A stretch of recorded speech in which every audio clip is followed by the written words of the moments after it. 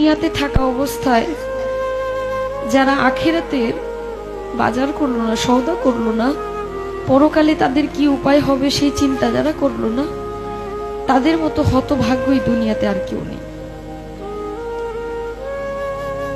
আজরাইল কিন্তু ঘুষ নেয় না।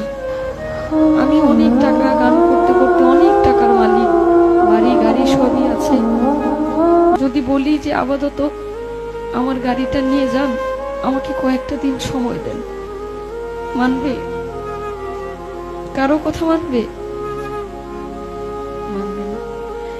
মৃত্যুর কথা যে মানুষ দিনে 5 বার স্মরণ করে, সে কোনো ভুল কাজ করতে পারে না। একবার স্মরণ করে দেখেন, আপনি মরে গেলে আপনার সঙ্গে কে যাবে?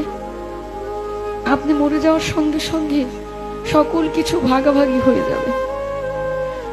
আপনি মরার সঙ্গে সঙ্গে আপনার ব্যাংকে কি আছে